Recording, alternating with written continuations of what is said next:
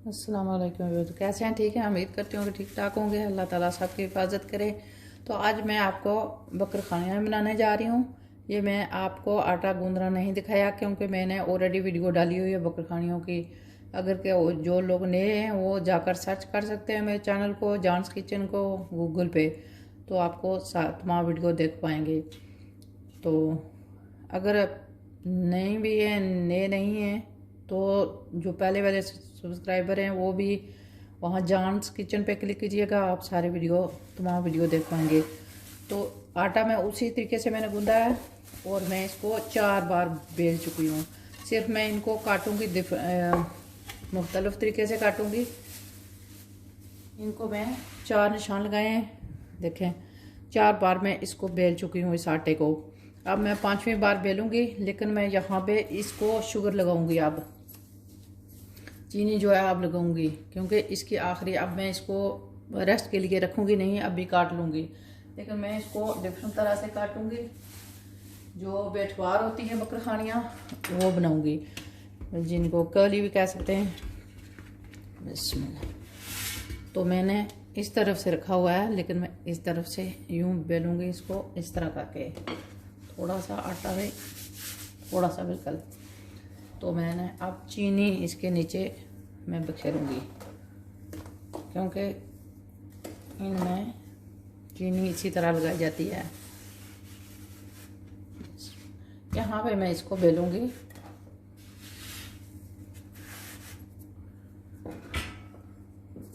इसके ऊपर भी चीनी लगाते हैं। बस। तो ये मैं 5वीं बार इसको बेलने लगी हूँ।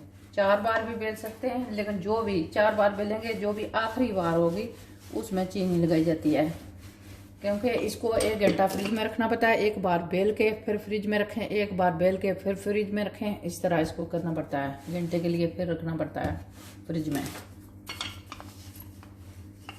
वैसे तो आसान है, लेकिन ये जो फ्रिज में बार बार रखनी पड़ती है।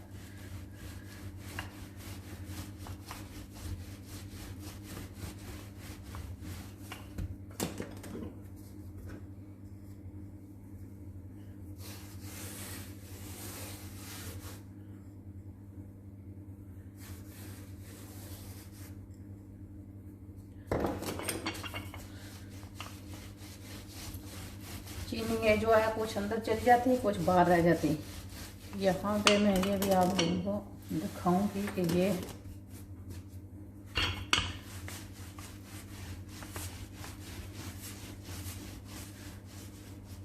इसको मैं इतनी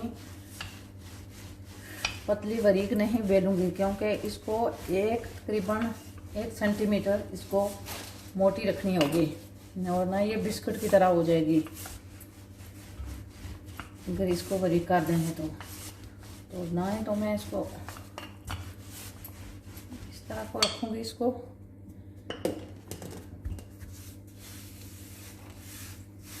पहले करने से पहले वर्कटॉप को अच्छी तरह साफ कीजिएगा।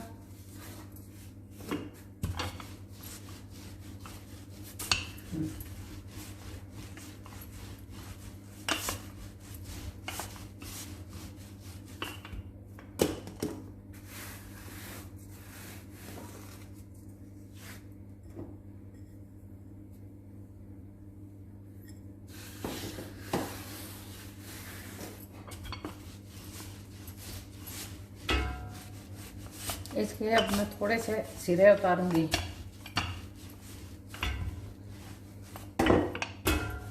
बराबर करने के लिए सिरे इस तरह आप देख सकें, थोड़े थोड़े मैं मिलकर उतारूंगी। ये तकरीबन 1 सेंटीमीटर जो है मोटी है अभी।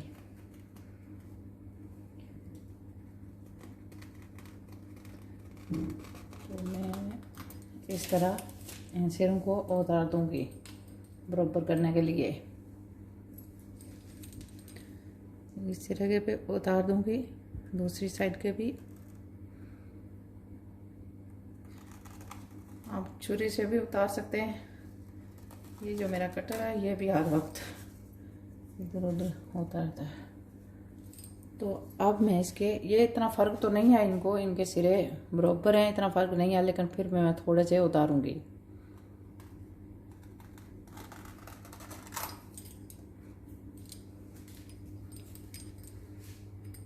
इस तरह से।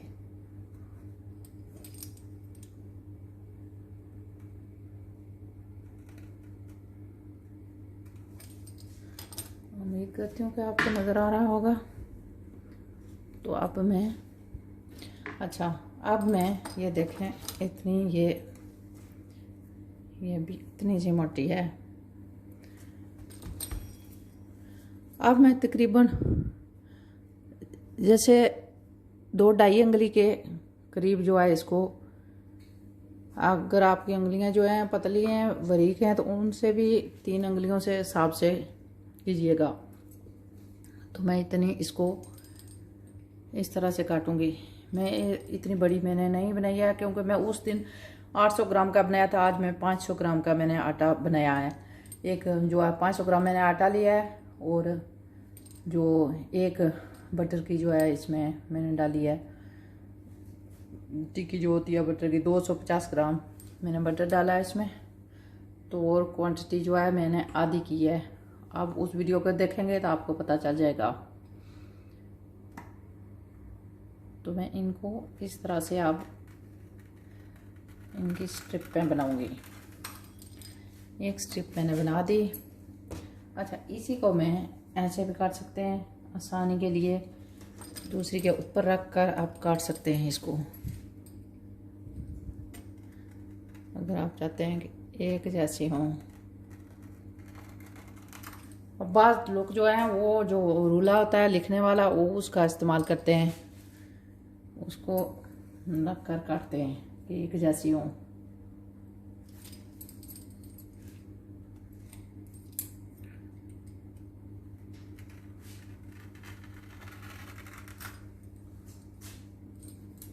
तो मैं अब इस हिसाब से इनको सबको काट लूँगी।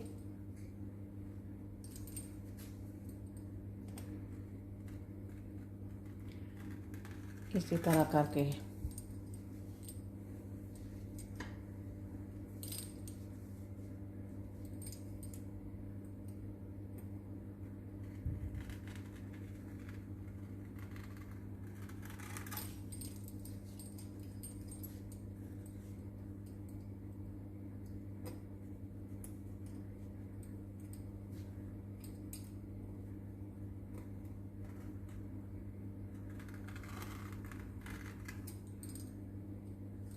फिर एक बार काट लो तो अंदाज़ा भी हो जाता है कि ये कितनी आपने काटी।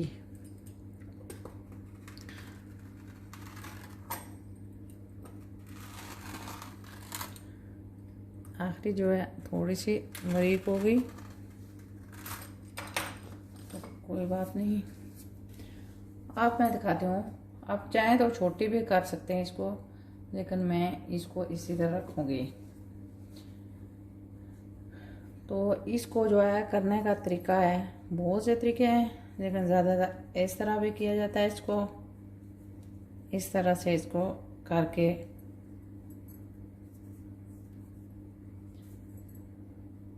ट्रे में रखा जाता है।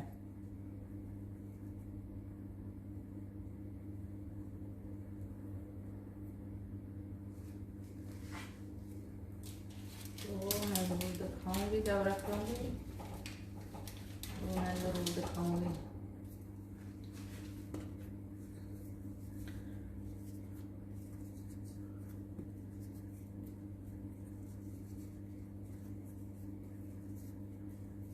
ऐसा कीजिएगा।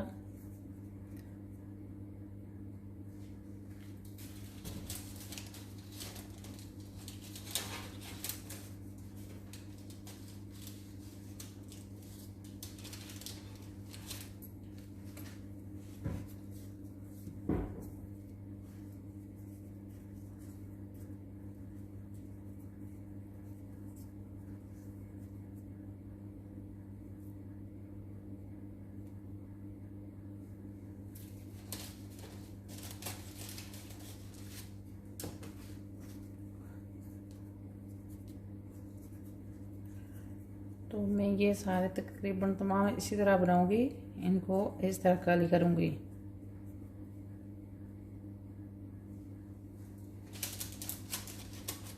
अच्छा, एक ये तरीका है कि अगर रोल आप करना चाहते हैं तो एक इस तरह भी रोल भी कर सकते हैं। वो इसको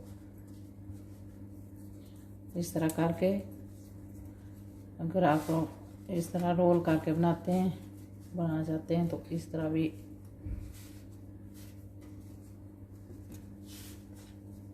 बनाई जाती हैं रोल करके भी।